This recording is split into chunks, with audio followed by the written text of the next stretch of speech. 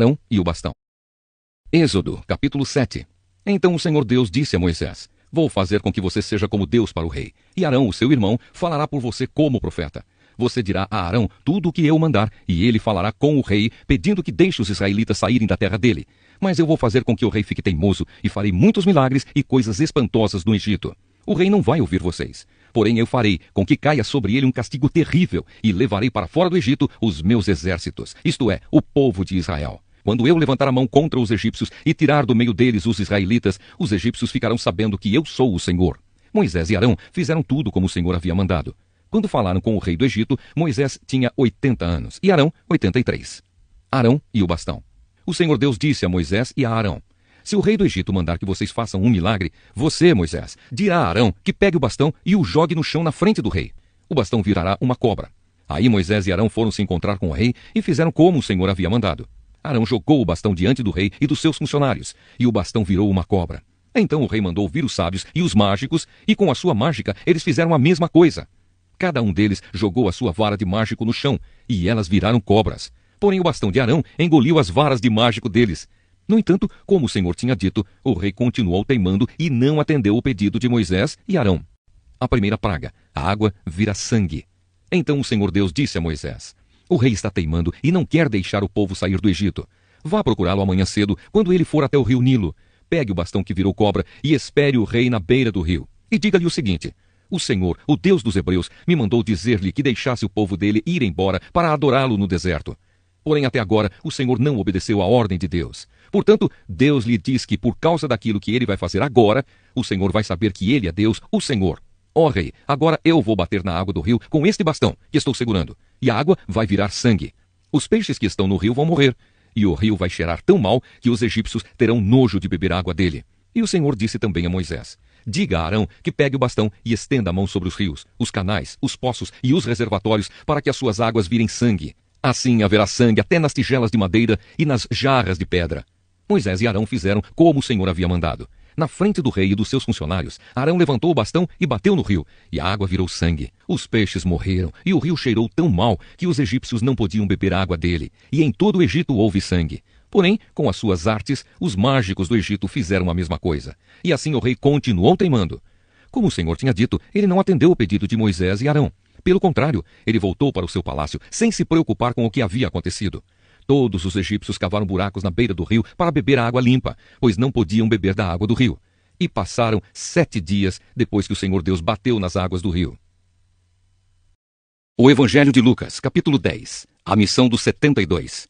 Depois disso, o Senhor escolheu mais 72 dos seus seguidores e os enviou de 2 em 2, a fim de que fossem adiante dele para cada cidade e lugar, aonde ele tinha de ir. Antes de os enviar, ele disse: A colheita é grande, mas os trabalhadores são poucos. Por isso peçam ao dono da plantação que mande trabalhadores para fazerem a colheita. Vão, eu estou mandando vocês como ovelhas para o meio de lobos. Não levem bolsa, nem sacola, nem sandálias. E não parem no caminho para cumprimentar ninguém. Quando entrarem numa casa, façam primeiro esta saudação: que a paz esteja nesta casa. Se um homem de paz morar ali, deixem a saudação com ele. Mas se o homem não for de paz, retirem a saudação. Fiquem na mesma casa e comam e bebam o que lhes oferecerem, pois o trabalhador merece o seu salário. Não fiquem mudando de uma casa para outra. Quando entrarem numa cidade e forem bem recebidos, comam a comida que derem a vocês. Curem os doentes daquela cidade e digam ao povo dali: O reino de Deus chegou até vocês. Porém, quando entrarem numa cidade e não forem bem recebidos, vão pelas ruas dizendo: Até a poeira desta cidade que grudou nos nossos pés, nós sacudimos contra vocês. Mas lembrem disto: o reino de Deus chegou até vocês. E Jesus disse mais isto: Eu afirmo a vocês que no dia do juízo, Deus terá mais pena de Sodoma do que daquela cidade. As cidades que não creram. Jesus continuou: Ai de você, cidade de Corazim! Ai de você, cidade de Betsaida! Porque se os milagres que foram feitos em vocês tivessem sido feitos na cidade de Tiro e de Sidom, os seus moradores já teriam abandonado os seus pecados há muito tempo. E para mostrarem que estavam arrependidos, teriam se assentado no chão, vestidos com roupa feita de pano grosseiro, e teriam jogado cinzas na cabeça. No dia do juízo, Deus terá mais pena de Tiro e de Sidom do que de vocês, Corazim e Betsaida. E você, cidade de Cafarnaum, acha que vai subir até o céu, pois será jogada no mundo dos mortos? Então disse aos discípulos: Quem ouve vocês está me ouvindo, quem rejeita vocês está me rejeitando, e quem... Êxodo, capítulo 7. Então o Senhor Deus disse a Moisés: Vou fazer com que você seja como Deus para o rei, e Arão, o seu irmão, falará por você como profeta. Você dirá a Arão tudo o que eu mandar, e ele falará com o rei, pedindo que deixe os israelitas saírem da terra dele. Mas eu vou fazer com que o rei fique teimoso, e farei muitos milagres e coisas espantosas no Egito. O rei não vai ouvir vocês. Porém eu farei com que caia sobre ele um castigo terrível, e levarei para fora do Egito os meus exércitos, isto é, o povo de Israel. Quando eu levantar a mão contra os egípcios e tirar do meio deles os israelitas, os egípcios ficarão sabendo que eu sou o Senhor. Moisés e Arão fizeram tudo como o Senhor havia mandado. Quando falaram com o rei do Egito, Moisés tinha 80 anos e Arão 83. Arão e o bastão. O Senhor Deus disse a Moisés e a Arão: se o rei do Egito mandar que vocês façam um milagre, você, Moisés, dirá a Arão que pegue o bastão e o jogue no chão na frente do rei. O bastão virará uma cobra. Aí Moisés e Arão foram se encontrar com o rei e fizeram como o Senhor havia mandado. Arão jogou o bastão diante do rei e dos seus funcionários, e o bastão virou uma cobra. Então o rei mandou vir os sábios e os mágicos, e com a sua mágica eles fizeram a mesma coisa. Cada um deles jogou a sua vara de mágico no chão, e elas viraram cobras. Porém o bastão de Arão engoliu as varas de mágico deles. No entanto, como o Senhor tinha dito, o rei continuou teimando e não atendeu o pedido de Moisés e Arão. A primeira praga: a água vira sangue. Então o Senhor Deus disse a Moisés: o rei está teimando e não quer deixar o povo sair do Egito. Vá procurá-lo amanhã cedo, quando ele for até o rio Nilo. Pegue o bastão que virou cobra e espere o rei na beira do rio. E diga-lhe o seguinte: o Senhor, o Deus dos Hebreus, me mandou dizer-lhe que deixasse o povo dele ir embora para adorá-lo no deserto. Porém, até agora, o Senhor não obedeceu à ordem de Deus. Portanto, Deus lhe diz que por causa daquilo que ele vai fazer agora, o Senhor vai saber que ele é Deus, o Senhor. Ó rei, agora eu vou bater na água do rio com este bastão que estou segurando, e a água vai virar sangue. Os peixes que estão no rio vão morrer, e o rio vai cheirar tão mal que os egípcios terão nojo de beber água dele. E o Senhor disse também a Moisés: diga a Arão que pegue o bastão e estenda a mão sobre os rios, os canais, os poços e os reservatórios, para que as suas águas virem sangue. Assim haverá sangue até nas tigelas de madeira e nas jarras de pedra. Moisés e Arão fizeram como o Senhor havia mandado. Na frente do rei e dos seus funcionários, Arão levantou o bastão e bateu no rio, e a água virou sangue. Os peixes morreram, e o rio cheirou tão mal que os egípcios não podiam beber água dele, e em todo o Egito houve sangue. Porém, com as suas artes, os mágicos do Egito fizeram a mesma coisa. E assim o rei continuou teimando. Como o Senhor tinha dito, ele não atendeu o pedido de Moisés e Arão. Pelo contrário, ele voltou para o seu palácio, sem se preocupar com o que havia acontecido. Todos os egípcios cavaram buracos na beira do rio para beber a água limpa, pois não podiam beber da água do rio. E passaram 7 dias depois que o Senhor Deus bateu nas águas do rio. O Evangelho de Lucas, capítulo 10. A missão dos 72. Depois disso, o Senhor escolheu mais 72 dos seus seguidores e os enviou de 2 em 2, a fim de que fossem adiante dele para cada cidade e lugar, aonde ele tinha de ir. Antes de os enviar, ele disse: a colheita é grande, mas os trabalhadores são poucos. Por isso peçam ao dono da plantação que mande trabalhadores para fazerem a colheita. Vão, eu estou mandando vocês como ovelhas para o meio de lobos. Não levem bolsa, nem sacola, nem sandálias. E não parem no caminho para cumprimentar ninguém. Quando entrarem numa casa, façam primeiro esta saudação: que a paz esteja nesta casa. Se um homem de paz morar ali, deixem a saudação com ele. Mas se o homem não for de paz, retirem a saudação. Fiquem na mesma casa e comam e bebam o que lhes oferecerem, pois o trabalhador merece o seu salário. Não fiquem mudando de uma casa para outra. Quando entrarem numa cidade e forem bem recebidos, comam a comida que derem a vocês. Curem os doentes daquela cidade e digam ao povo dali: o reino de Deus chegou até vocês. Porém, quando entrarem numa cidade e não forem bem recebidos, vão pelas ruas dizendo: até a poeira desta cidade que grudou nos nossos pés, nós sacudimos contra vocês. Mas lembrem disto: o reino de Deus chegou até vocês. E Jesus disse mais isto: eu afirmo a vocês que no dia do juízo, Deus terá mais pena de Sodoma do que daquela cidade.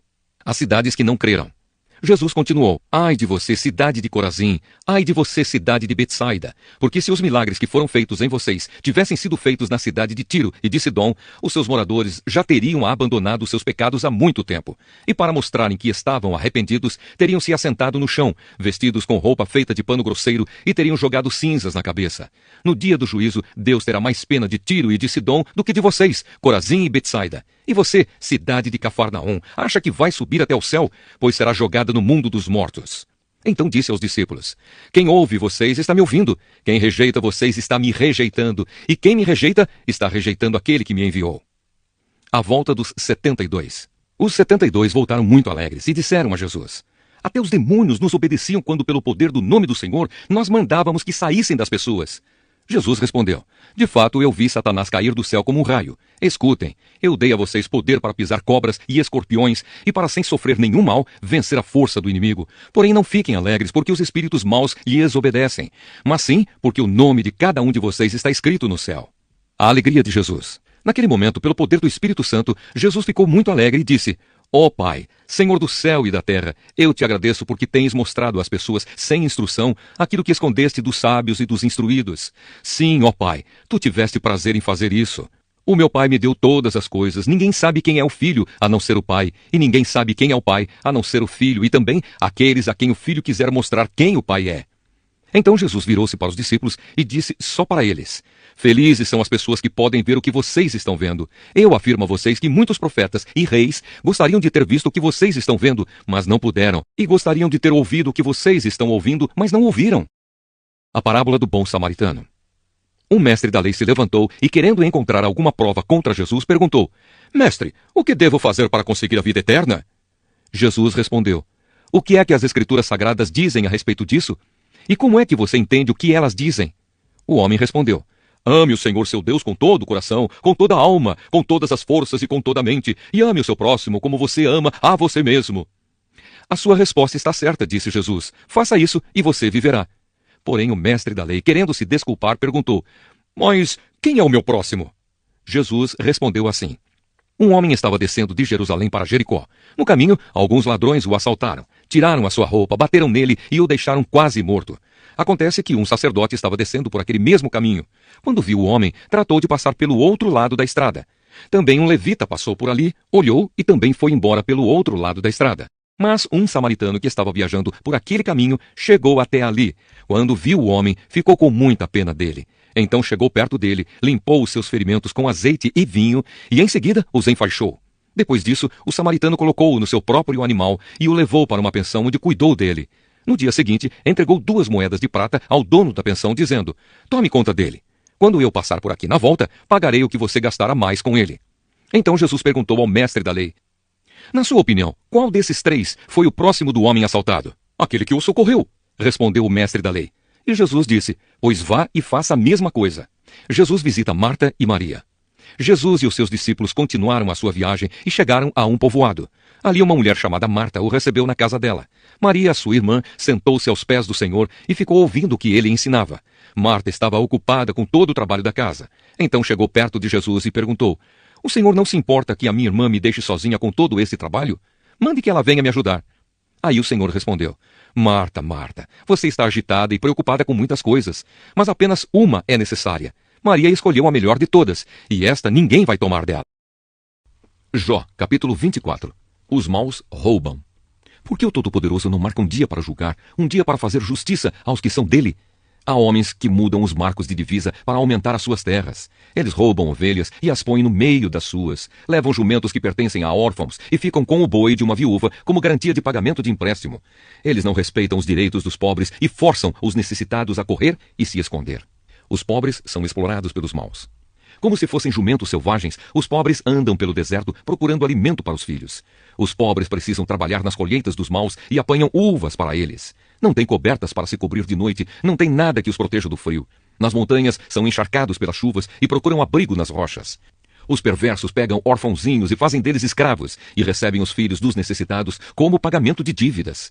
Os pobres andam por aí quase nus e passam fome enquanto trabalham na colheita do trigo. Eles movem as pedras dos moinhos dos maus para fazer azeite e pisam as suas uvas para fazer vinho, mas morrem de sede durante esse trabalho. Os feridos e os que estão morrendo gritam nas cidades, mas Deus não escuta os seus gritos pedindo socorro. Perversos, assassinos, adúlteros, ladrões. Os perversos odeiam a luz. Em todos os seus caminhos, em tudo o que fazem, não querem saber dela. O assassino se levanta de madrugada para matar o pobre e de noite vira ladrão. O adúltero espera o cair da noite e cobre o rosto para que ninguém o veja. Os ladrões invadem de noite as casas, eles não saem de dia, pois não querem nada com a luz. Eles têm medo da luz do dia, mas a escuridão não os deixa apavorados. Terceira fala de Zofar. Deus destrói os maus. O homem mau é arrastado pela enchente. As suas terras são amaldiçoadas por Deus e ele não volta a trabalhar na sua plantação de uvas. Como a neve se derrete no tempo seco e no calor, assim também o pecador desaparece da terra dos vivos. A própria mãe não lembra dele. Os vermes o devoram com gosto e ele é esquecido por todos. O pecador é destruído como uma árvore que cai. Isso acontece porque ele nunca ajudou as viúvas, nem teve pena das mulheres que não podem ter filhos. Deus, com o seu poder, destrói os maus. Ele age e acaba com a vida dos perversos. Deus deixa que vivam seguros, mas fica sempre de olho neles. Durante algum tempo, os perversos prosperam, mas num instante secam como o capim, são cortados como as espigas de trigo. Quem pode dizer que essas coisas não são assim? Será que alguém pode provar que não estou dizendo a verdade? Primeira carta aos Coríntios, capítulo 11. Sigam o meu exemplo como eu sigo o exemplo de Cristo. As mulheres na igreja. Eu os elogio porque vocês sempre lembram de mim e seguem as instruções que eu passei para vocês. Mas quero que entendam que Cristo tem autoridade sobre todo o marido, que o marido tem autoridade sobre a esposa e que Deus tem autoridade sobre Cristo. Se um homem cobre a cabeça quando ora ou anuncia a mensagem de Deus nas reuniões de adoração, ele está ofendendo a honra de Cristo. E se uma mulher não cobre a cabeça quando ora ou anuncia a mensagem de Deus nas reuniões de adoração, ela está ofendendo a honra do seu marido. Nesse caso, não há nenhuma diferença entre ela e a mulher que tem a cabeça rapada. Se a mulher não cobre a cabeça, então é melhor que ela corte o cabelo de uma vez. Já que é vergonhoso para a mulher rapar a cabeça ou cortar o cabelo, então ela deve cobrir a cabeça. O homem não precisa cobrir a cabeça, pois ele reflete a imagem e a glória de Deus. Mas a mulher reflete a glória do homem, pois o homem não foi feito da mulher, mas a mulher foi feita do homem. O homem não foi criado por causa da mulher, mas sim a mulher por causa do homem. Portanto, por causa dos anjos, a mulher deve pôr um véu na cabeça para mostrar que está debaixo da autoridade do marido.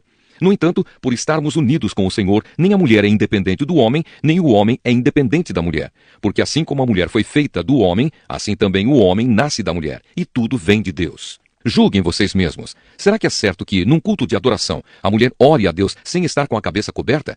Pois a própria natureza ensina que o cabelo comprido é uma desonra para o homem, mas para a mulher, o cabelo comprido é motivo de orgulho.